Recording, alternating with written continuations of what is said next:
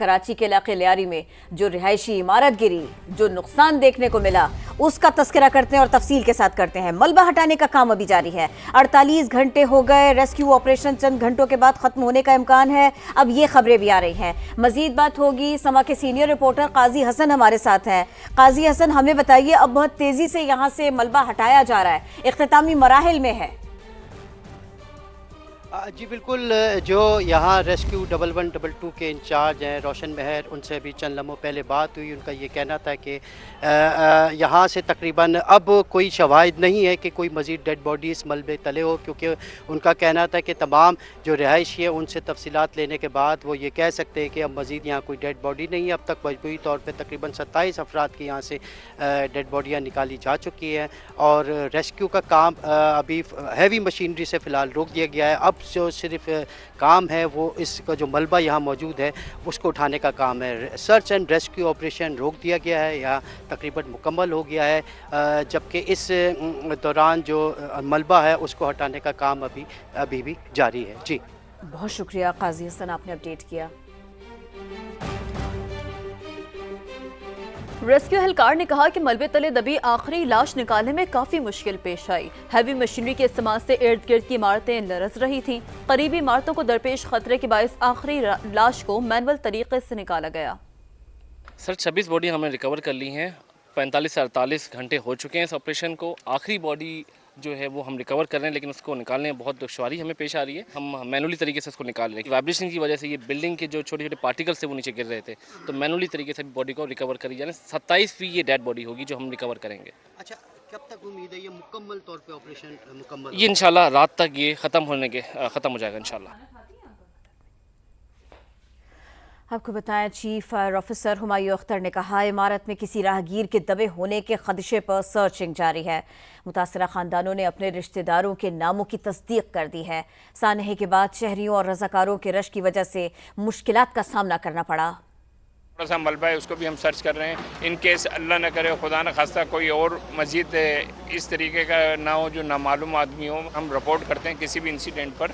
तो उसमें जो है हमें सबसे ज़्यादा जो पब्लिक होती है और अपना NGOs होते हैं, रज़ाकार होते हैं, वो फर्स्ट अटैम्प्ट में वो पहुंच जाते हैं। लेकिन ये है कि वो क्राउड इतना ज़्यादा होता है, अगर उनको शुरू में हैंडलिंग कर लिया जाए तो ऑपरेशन स्मूथली बहुत यानी कि स्टार्टिंग में से ही शुरू हो जाएगा। जब तक वो क्राउड नहीं हटता ऑपरेशन स्टार्ट नहीं होता।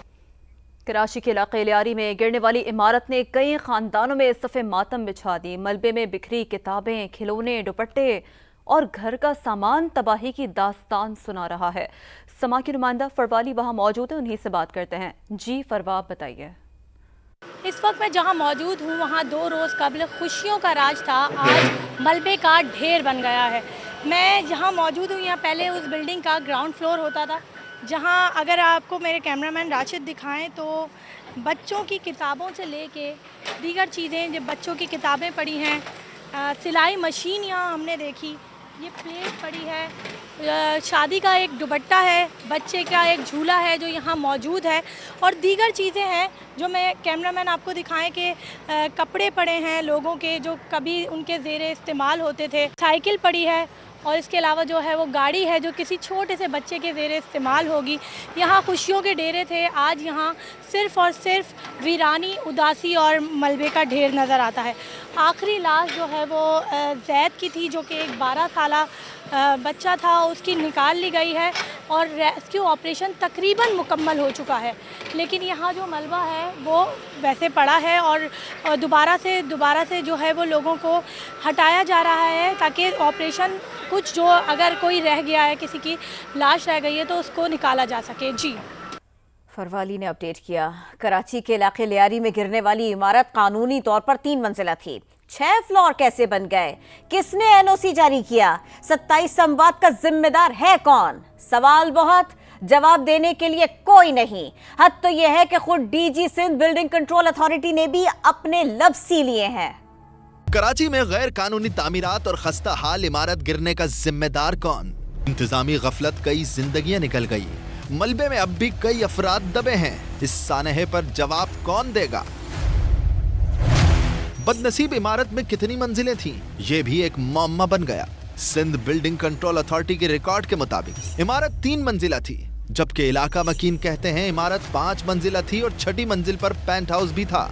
10 अक्टूबर 2022 को बिल्डिंग्स की डेंजरस कमेटी ने जांच के बाद इमारत को खतरनाक करार दिया था। रिपोर्ट में यह भी वाजे कर दिया था कि इमारत का तीसरा फ्लोर खत्म करके मुकम्मल तामीराती काम की जरूरत है, मगर इसके बावजूद कुछ न हुआ। मजीद 2 फ्लोर और पेंट हाउस बनाने की इजाजत किसने दी? कौन अफसर था? एनओसी किसके दस्तखत से जारी हुआ?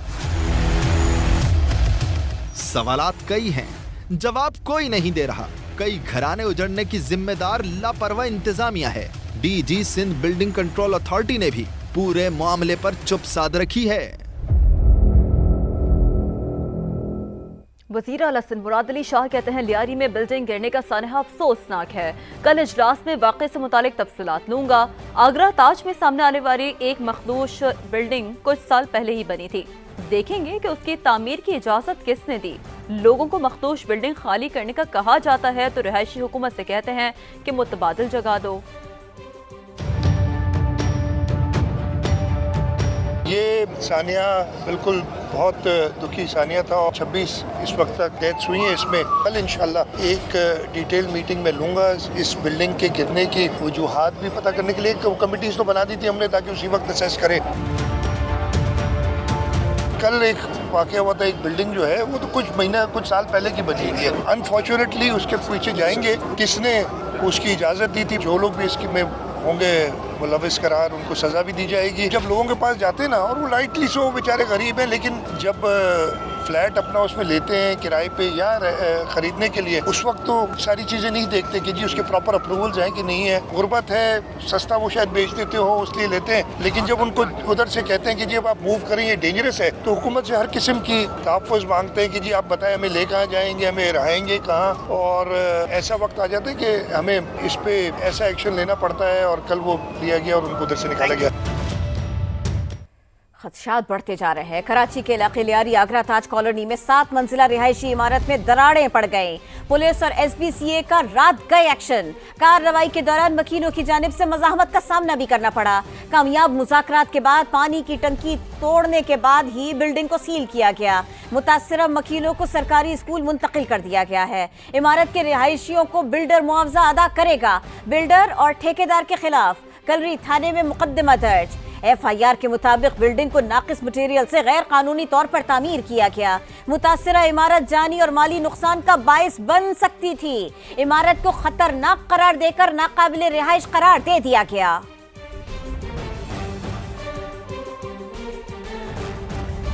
DC साउथ जावेद नबी कहते हैं कि 2 साल पहले 60 गज पर 7 मंजिला इमारत तामीर की गई थी। नाकिस मटेरियल इस्तेमाल किया गया।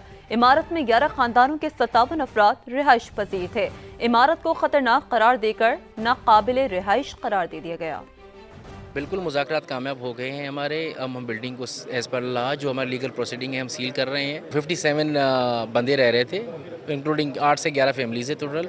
ये बिल्डिंग कोई 2-2.5 साल पुरानी है और हमने उनको ऑफ़र किया है फैमिलीज़ जो यहाँ पे, हमने कहा कि हम अभी नियरेस्ट हमारे पास सरकारी TMC स्कूल है, उसके अंदर ऑलरेडी बेसिक फैसिलिटीज़ सारी हैं। जो बिल्डर इन्वॉल्व होगा उसके खिलाफ भी कार्रवाई होगी और उनसे जो पैसे हैं वो हम कोशिश करके उसको पकड़ के रिफ़ंड करवाएंगे और जो इन्वॉल्व होगा उसके खिलाफ भी कार्रवाई होगी।